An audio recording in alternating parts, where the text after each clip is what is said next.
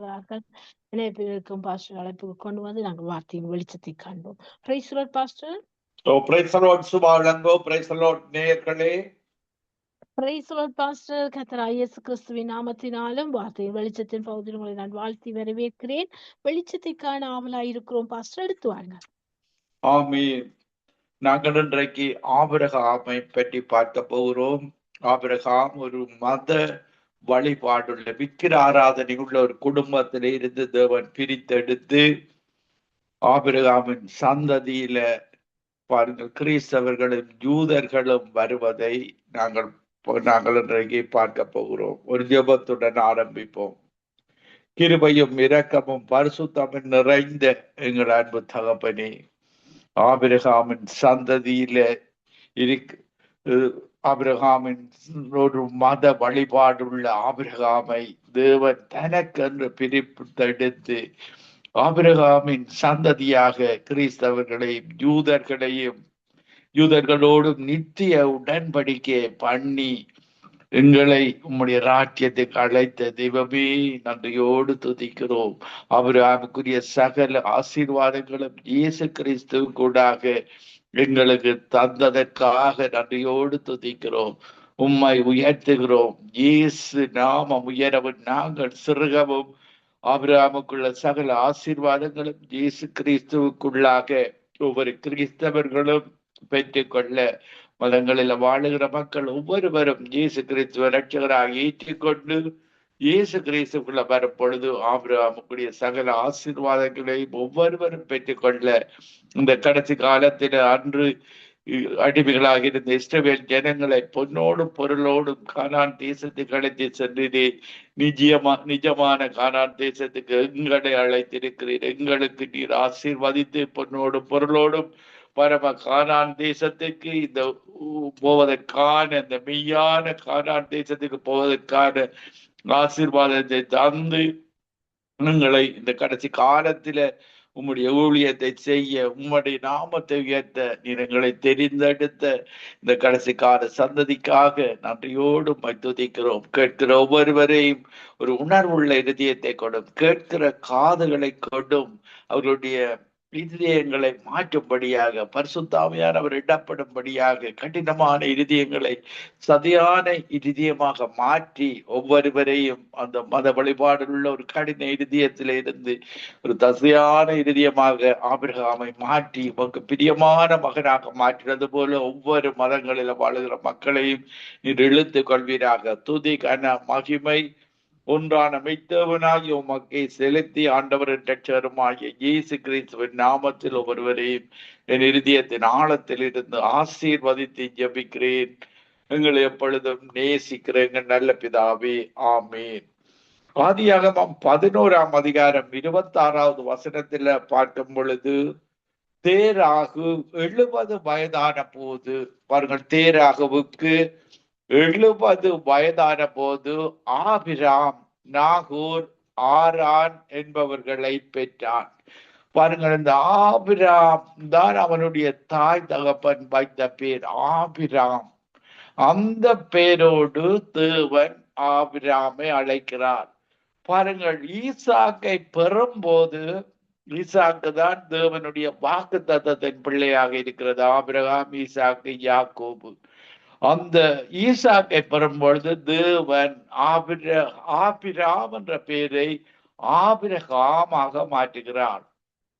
சாராயி என்ற பெயரை சாராளாக மாற்றுகிறார். பாருங்கள், நாங்கள் பேப்டிசம் எடுக்கும் பொழுது ஒவ்வொரு பெயர்களை பெற்றுக் கொள்ளுகிறோம். அந்த பெயர்களுக்கு தேவன் ஒரு வல்லமையை கொடுத்திருக்கிறார். என்னுடைய பெயர் யோனாக இருக்கிறது. பாருங்கள், யோவான் ஸ்நானன் போல இந்த கடைசி காலத்துல தேவனுடைய ஊழியத்தை நாங்கள் செய்கிறவர்களாக பலரை இந்த காலத்துல வாழுகிற ஒவ்வொருவரையும் யோவான் ஸ்நானனை போலதான் இந்த கடைசி காலத்துல வாழுகிற அநேக ஊழியக்காரர்களை அழைத்திருக்கிறார்.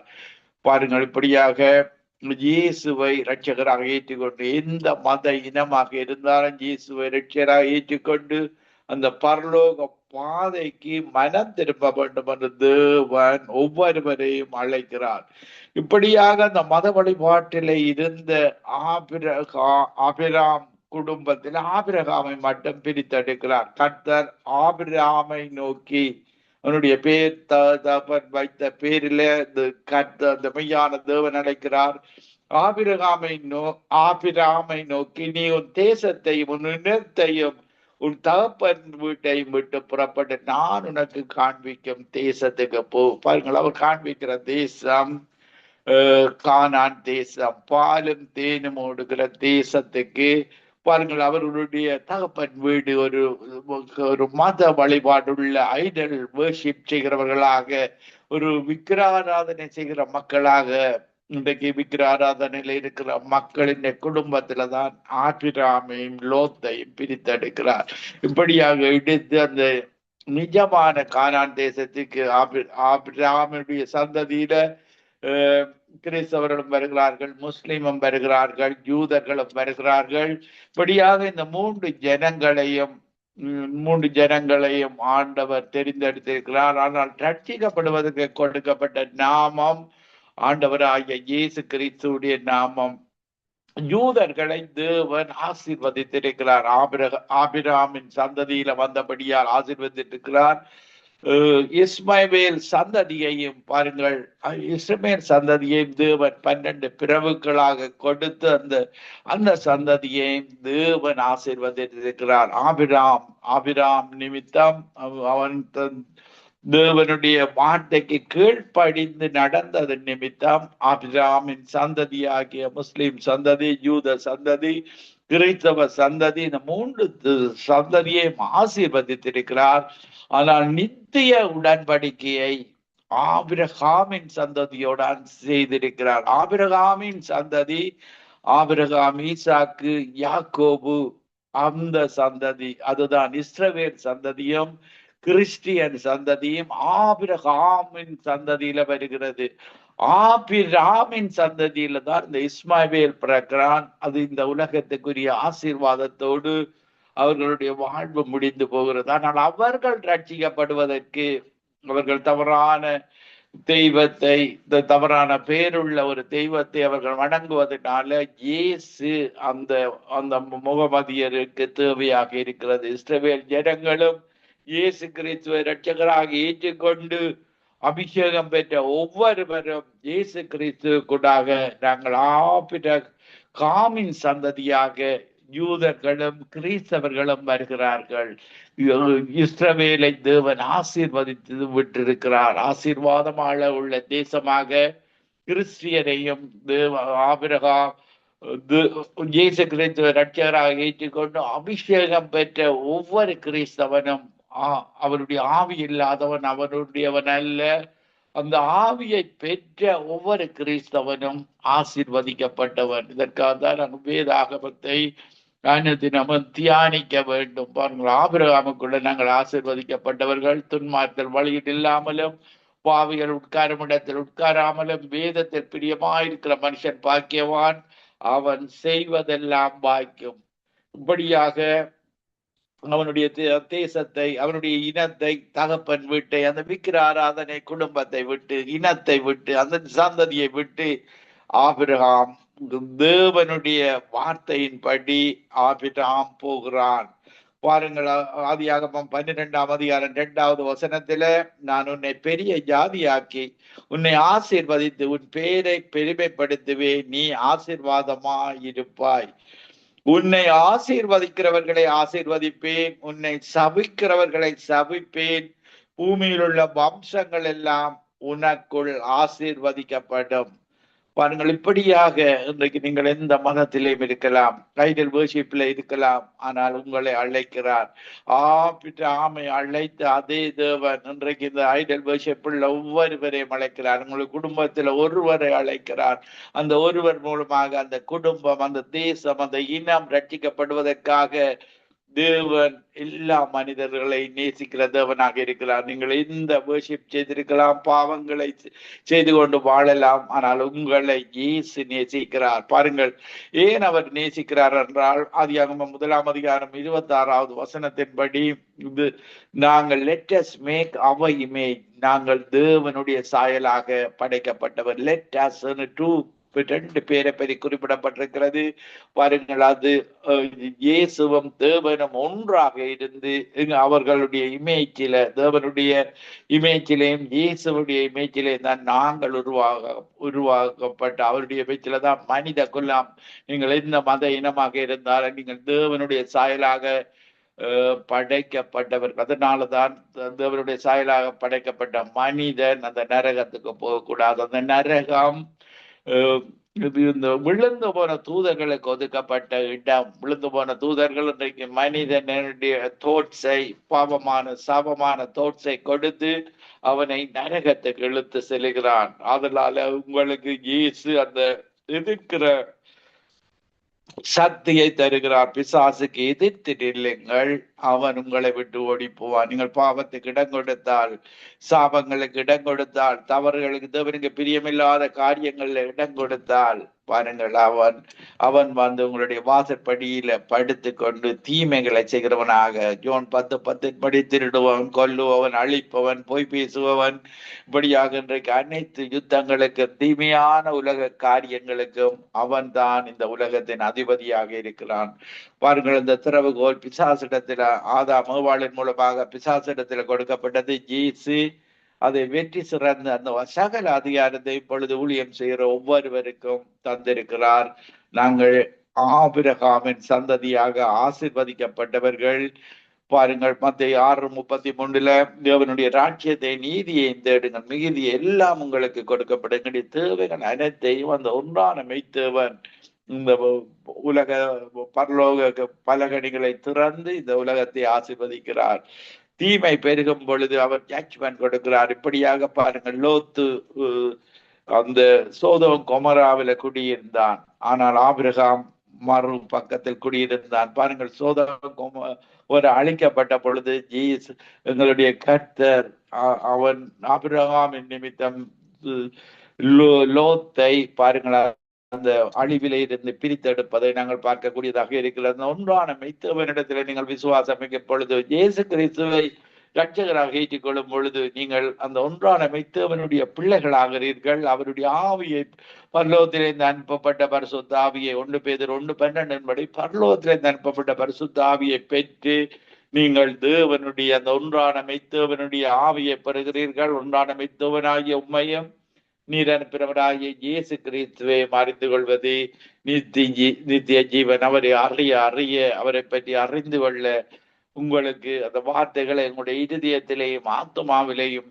சேர்த்து வைத்திருக்க உங்களுக்கு தேவையான நேரத்தில் அந்த ஆத்மாவில இருந்து இருதயத்தை நிறைவினால வாய் பேசும் அந்த வார்த்தைகள் உங்களுக்கு ஒரு நம்பிக்கையை தருகிறது, துக்கத்தை சந்தோஷமாக மாற்றுகிறது, உங்களை பரம கானான் தேசத்துக்கு, அந்த நிஜமான கானான் தேசத்துக்கு அழைத்து செல்கிறது. நீங்கள் இன்றைக்கு கேள்விகளை கேட்டுக்கொண்டே இருந்தீர்களாக இருந்தால், ஒரு தேவன் தான், அவர் தான் ஒன்றான மெய்த்தேவன். யோவான் 17:3 எரேமியா 10:10 சொல்லப்பட்டிருக்கிறது.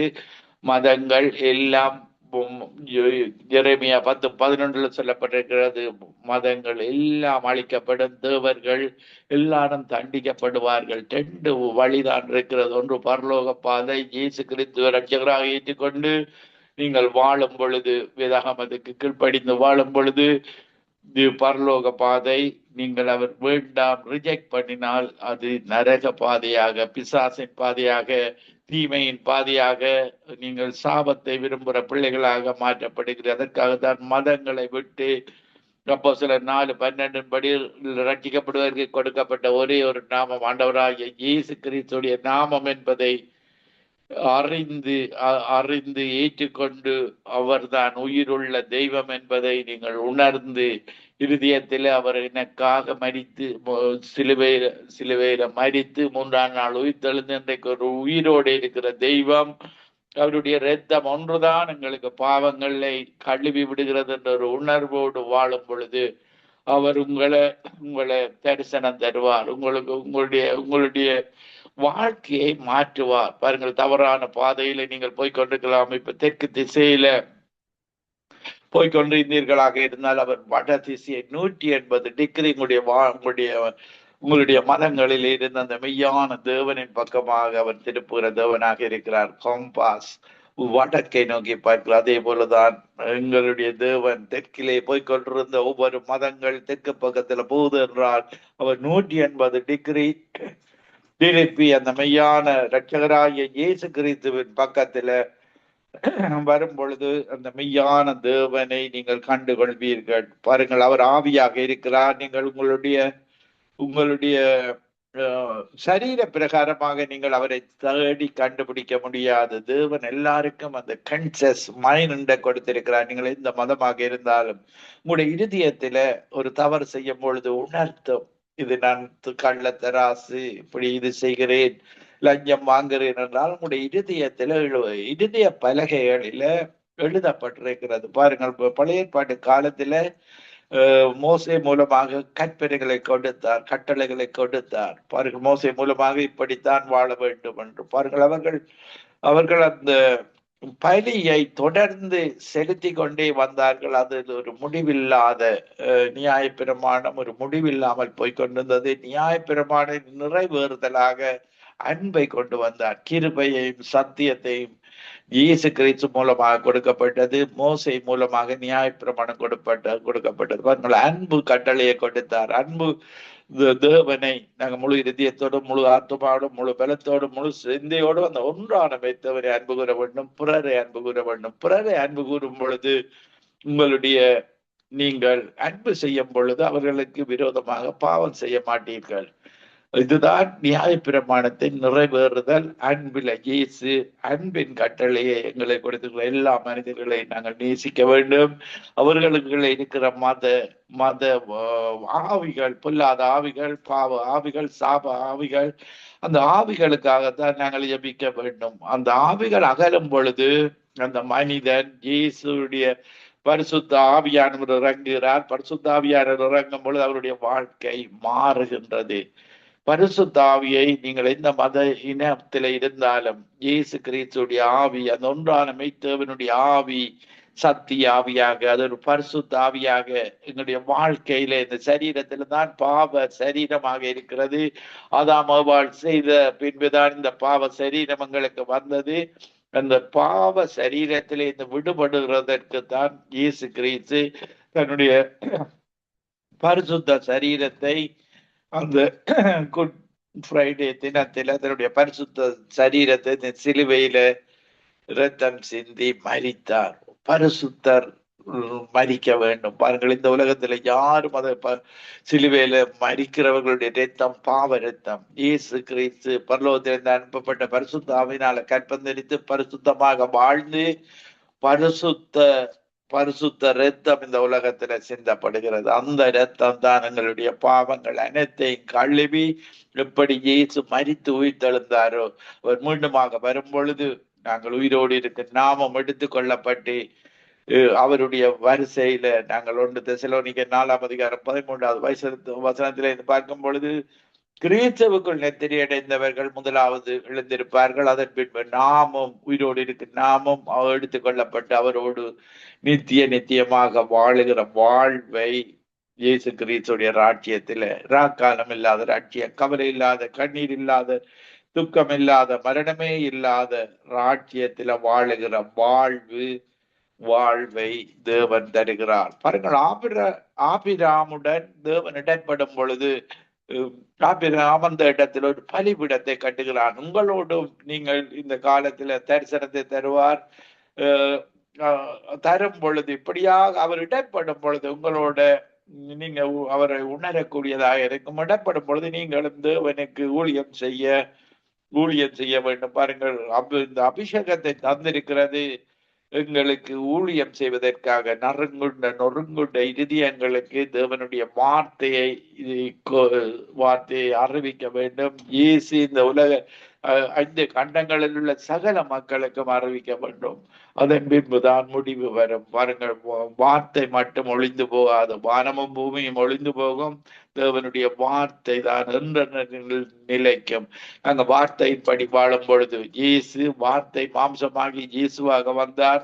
நாங்கள் நாங்கள் வார்த்தையின்படி வாழ்ந்து அவருடைய ராஜ்யத்தை சுதந்திரித்துக் கொள்ள முடியும். பாருங்கள், எங்களுடைய பாவங்கள் அவருடைய இரத்தத்தினால கழுவப்பட்டு மன்னிக்கப்படுகிறது. ஆதியாகமம் 12ஆம் அதிகாரம் 8வது வசனத்திலேயும், பின்பு அவன் அவ்விடம் விட்டு பெயர்ந்து பெத்தேலுக்கு கிழக்கே இருக்கும் மலைக்கு போய், பெத்தேல் தனக்கு மேற்காகவும் ஆகி கிழக்காகவும் இருக்க கூடாரம் போட்டு அங்கே கர்த்தருக்கு ஒரு பலிபீடத்தை கட்டி கர்த்தருடைய நாமத்தை தொழுது கொண்டான். இப்படியாக நாங்கள் கர்த்தருடைய நாமத்தை, இயேசு கிறிஸ்து இரட்சகராகிய இயேசு கிறிஸ்துடைய நாமத்தை தொழுது கொண்டு அந்த மெய்யான தேவனிடத்தில் இருந்து அந்த பரிசுத்த ஆவியை பெற்று நாங்கள் நித்தியமாக பரிசுத்தமாக வாழ்ந்து நித்தியமாக தேவனுடைய ராஜ்யத்தில வாழுகிற வாழ்வை அவர்களுக்கு தருகிற தேவனாக இருக்கிறார். இப்படியான தேவன், எங்களை ஆசீர்வதிக்கிற தேவன், தேவைகளை சந்திக்கிற தேவன் தான் எங்களுடைய தேவன். பாருங்கள், லோத்து சோதோமில குடியேறினான். பாருங்கள், ஆபிராம் கானான் தேசத்தில் குடியிருந்தான். லோத்து அந்த யோர்தானுக்கு அருகிலே சமபூமியில் உள்ள பட்டணங்களிலே வாசம் பண்ணினான். சோதோமுக்கு நேராக கூடாரம் போட்டான். இப்படியாக சோதோமின் ஜனங்கள் பொல்லாதவர்களாயும் கர்த்தருக்கு முன்பாக மகா பாவிகளாயும் இருந்தார்கள். இப்படியாக சோதோம் குமரா அழிக்கப்பட்ட பொழுது அந்த ஓரின சேர்க்கை பாவத்தை கூடாக அந்த லோத்து ஆபிராம் நிமித்தம் அவன் பாதுகாக்கப்படுகிறான். பாருங்கள், இப்படியா நாங்கள் பார்க்கும் பொழுது நாங்கள் ஆதியாகமம் 16ஆம் அதிகாரம் 1வது வசனத்தில ஆபிராமுடைய மனைவியாகிய சாராய்க்கு பிள்ளை இல்லாதிருந்தது. எகிப்து தேசத்தாளாகிய ஆகார் என்னும் பெயர் கொண்ட அடிமை பெண் அவளுக்கு இருந்தாள். சாராய் ஆபிராமை நோக்கி, நான் பிள்ளை பெறாதபடிக்கு கர்த்தர் என் கற்பத்தை அடைத்திருக்கிறார். என் அடிமை பெண்ணோடு சேரும், ஒருவேளை அவளால் என் வீடு கட்டப்படும் என்றாள். சாராயின் வார்த்தைக்கு ஆபிரகாம் செவி கொடுத்தான். இப்படியாக ஆபிராம் கானான் தேசத்தில் 10 வருஷம் குடியிருந்த பின்பு ஆபிராமின் மனைவியாகிய சாரா எகிப்து தேசத்தாளான தன் அடிமை பெண்ணாய் ஆகாரை அழைத்து அவளை புருஷனாக ஆபிராமுக்கு, பாருங்கள், இன்னும் ஆபிரகாமலா இருக்கிறார். தாய் தகப்பன் வைத்த பேரில் இப்படியாக இஸ்மவேல் பிறந்ததை நாங்கள் பார்க்கக்கூடியதாக இருக்கிறது. ஆதியாகமம் 16ஆம் அதிகாரம் 15வது வசனத்தில் ஆகார் ஆபிராமுக்கு ஒரு குமாரனை பெற்றாள். ஆபிரகாம் ஆகார் பெற்ற தன் குமாரனுக்கு இஸ்மவேல் என்று பெயரிட்டார்.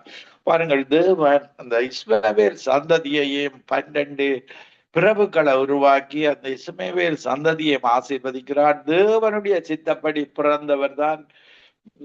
இறந்தவர் தான் ஈசாக்கு. பாருங்கள், அவன் அந்த இஸ்மவேல் சந்ததி இன்னைக்கு துஷ்டனாக இருப்பான் என்று வேதாகமத்தில் சொல்லப்படுகிற ஆதியாகமம் 16ஆம் அதிகாரம் 12வது வசனத்தில அவன் துஷ்ட மனுஷனாயிருப்பான். அவனுடைய கை எல்லோருக்கும் விரோதமாகவும் எல்லோருடைய கையும் அவனுக்கு விரோதமாகவும் இருக்கும்.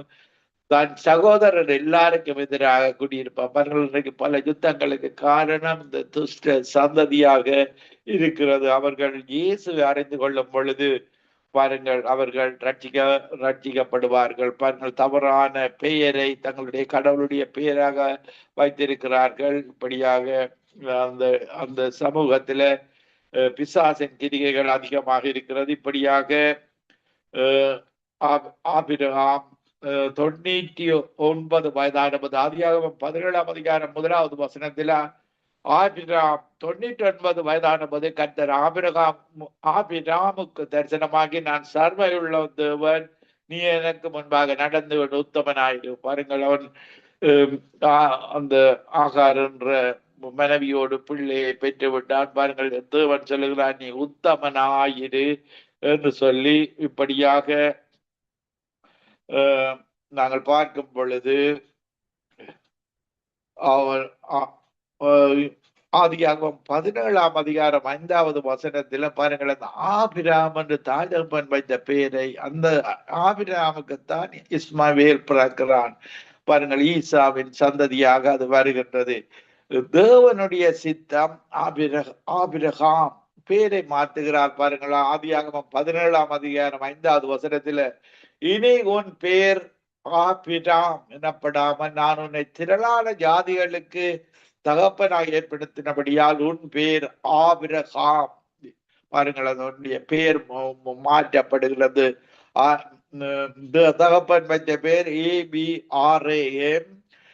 இயேசு தேவன் இடைப்பட்டு அவருடைய பேரை ஆபிரகாம் ABRAHAM பாருங்கள், அவனுடைய பேரை மாற்றுகிறார். அதே போல சாராளின் பெயரையும் மாற்றுகிறார்.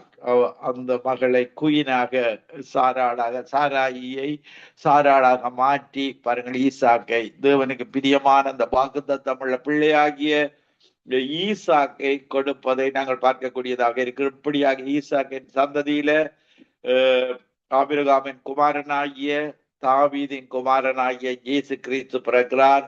இயேசு கிறிஸ்து கூடாக நாங்கள் ஆசீர்வதிக்கப்படுகிறோம். ஆதியாகமம் 17ஆம் அதிகாரம் 15வது வசனத்திலேயும் ஆபிரகாமை நோக்கி, உன் மனைவி சாராயை இனி சாரா என்று அழையாதிருப்பாயாக, சாரா என்பது அவளுக்கு பேராயிருக்கும். பாருங்கள், இங்கிலீஷ்ல பார்க்கும்போது SARAI, அதன் பின்பு அவளுடைய பெயர் SARAH ஆக மாறுகிறது. பாருங்கள், இப்படியாக பெயர் மாற்றப்பட்டு அந்த மகள் ஈசாக்கை பெறுகிறார். இப்படியாக தேவன் ஈசாக்கை கொடுத்து ஈசாக்கின் சந்ததியில இயேசு வந்து எங்களை ஆசீர்வதிக்கிற தேவனாக இருக்கிறார். பாருங்கள், கலாத்தியர் 3ஆம் அதிகாரம் 14வது வசனத்திலேயும் ஆபிரகாமுக்குண்டான ஆசீர்வாதம் கிறிஸ்து இயேசுவினால் புறஜாதிகளுக்கு வரும்படியாகவும் ஆவியை குறித்து சொல்லப்பட்ட வாக்குத்தத்தை நாம் விசுவாசத்தினால பெறும்படியாகவும் இப்படி ஆயிற்று.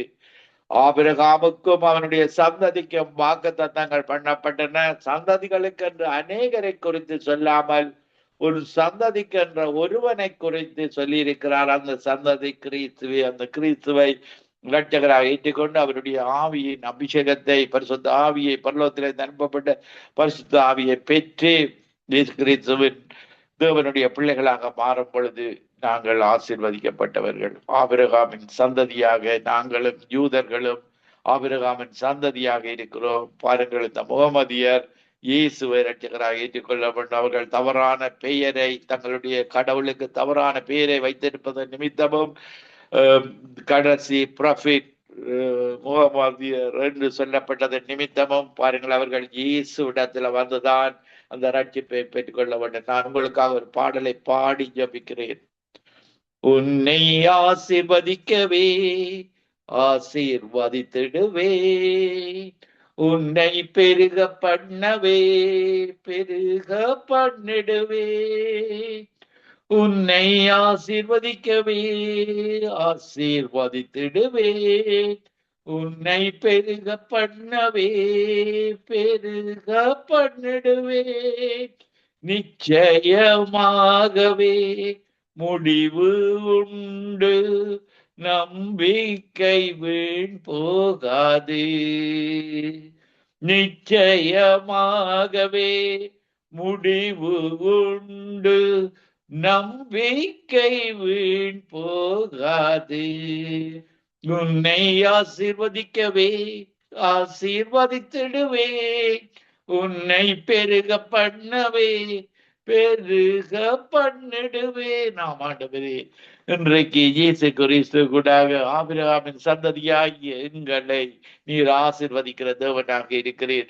ஆண்டவரே, இந்த நிகழ்ச்சியை கேட்டு கொண்டிருக்கிற ஒவ்வொரு மக்களுக்காகவும் ஜெபிக்கிறேன்.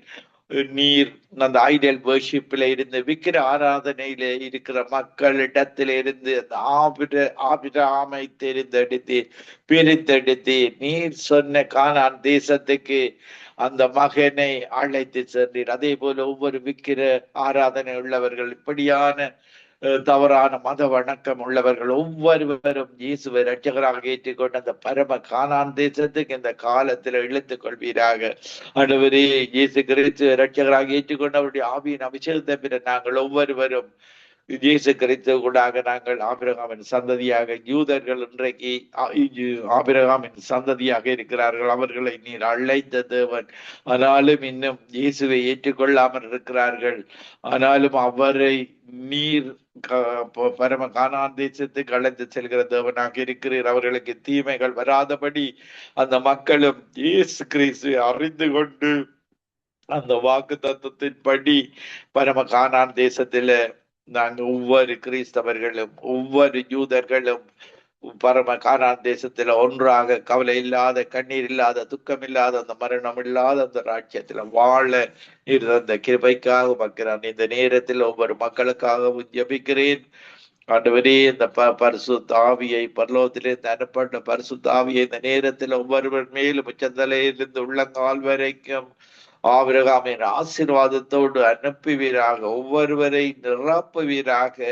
ஆண்டவரே, எங்களுக்கு போதாத உம்முடைய அபிஷேகத்தின் அளவை அதிகரித்தபடியாக இந்த கடைசி ஓட்டத்தில் ஓடுகிற எங்களுக்கு உம்முடைய அபிஷேகம் நிறைவாக வேண்டும். உம்முடைய பலத்தில எங்களை பலப்படுத்துகிற இயேசு கிறிஸ்துவினால எல்லாம் செய்ய பலன் தந்திருக்கிறீர், சுகம் தந்திருக்கிறீர், ஆசீர்வாதம் தந்திருக்கிறீர். தொடர்ந்து எலியாவை போல, எலிசாவை போல, யோவான் ஸ்நானன் வருகைக்கு ஆயத்தப்படுத்தினது போல ஒவ்வொரு ஊழியக்காரர்களும் விசுவாசிகளும் நாங்கள் உடைய வருகைக்கு ஆயத்தப்படுத்த உம்முடைய கடைசி நாட்களில் மாம்சமான யாவர் மேலும் ஆவியை ஊற்றுவேன். அந்த ஆவியை ஊற்றி எங்களை இந்த கடைசி காலத்தில் ஒரு எழுப்புதலை காண, ஒரு மனிதர்கள் ஒவ்வொரு தேசத்திலையும் இயேசுவை தேடியோட, ஒவ்வொரு சபைகளை நிரம்ப உம்முடைய அற்புத அதிசயத்தை பார்த்து மக்கள் இவர்களோடு தேவன் இருக்கிறார்கள், யோசேப்போடு கூட இருந்த தேவன், ஆபிரகாமோடு கூட இருந்த தேவன் எங்களோடு கூட இருக்கிறார் என்ற உணர்வோடு ஒவ்வொரு மக்களும் இயேசுவிடத்தில் வர கிருபை செய்வீராக. துதிகர மகிமை ஒன்றானவை தேவனாய் உமக்கை செலுத்தி, ஆண்டவரின் இரட்சகருமாகிய இயேசு கிறிஸ்துவின் நாமத்தில் ஒருவரையும் ஆசீர்வதித்து ஜெபிக்கிறேன் எங்களை எப்பொழுது நேசிக்கிற நல்ல பிதாவே. ஆமேன், ஆமேன், ஆமேன். ஆமேன், ஆமேன், ஆமேன். நன்றி பாஸ்டர். அருமையான வார்த்தையின் வெளிச்சத்தை நமக்கு கற்றுக் கொடுத்தீங்க. சத்தியத்தின் ஆழத்தை கற்றுக் கொடுத்தீங்க. வெளிச்சத்தை பெற்றுக்கொண்டோம். அப்படியாக ஆபிரகாம் அங்கே விக்கிர ஆராதனை, அவருடைய தந்தை தேராக விக்கிரங்கள் ஆராதிக்கிறது, சிலை வழிபாடு, அந்த சிலை வழிபாட்டை பிரித்தெடுக்கிறார். ஏனென்று சொன்னால் அந்த சிலைகளும் எதுவும் ஒன்றுக்கும் உதவாது. அது மனுஷருடைய கற்பனை கைவேறியுமாயிருக்கிறது. ஆனால் அந்த தகப்பனோ தன்னுடைய திட்டம் நிறைவேற அப்புறம் பிரித்தெடுத்து சாராளுக்கு அப்புறம் கிருபியை கொடுத்து வாக்குத்தத்தத்தை நிறைவேற்றி கானான் தேசத்துக்கு அழைத்து செல்கிறார். அப்படியாக எங்களையும் அவர் தெரிந்தெடுத்து பிரித்தெடுத்திருக்கிறார். விக்கிரத்தோடு அல்ல. விக்கிர ஆராதனை ஒன்றுக்கும் உதவாது, அது பரம கானானுக்கு கொண்டு செல்லாது என்பதை அவர் எங்களுக்கு ஆணித்தரமாக வெளிப்படுத்தி இருக்கிறார். அதனால பிரித்து ஆபிரகாம் போல அவங்களையும் பிரித்தெடுத்து தெரிந்தெடுத்து நாட்களை வாக்குத்தத்தமாக பரலோகக்காரனை அடைய எங்களையும் அங்கு ஆசிரியத்து வாக்குத்தத்தங்களை கொடுத்து கிருபிகள் தந்து நடத்தி கொண்டே இருக்கிறார். அருமையான வார்த்தையின் வெளிச்சம், ஆழமான சத்தியம் அடங்கி இருக்கிறது. வெளிச்சத்தை பெற்றுக்கொண்டோம், சத்தியத்தின் ஆழத்தை கற்றுக்கொண்டோம். கற்றுக் கொடுத்த உங்கள் ஊழியங்களையும் உங்கள் சபை ஊழியங்களையும் கர்த்தர் நிறைவு ஆசீர்வதிப்பாராக. தொடர்ந்தும் கர்த்தரை சித்தமானால் நாங்கள் இன்னொரு சந்திக்கிற சமாளித்து கூறுகிறோம். நன்றி பாஸ்டர்.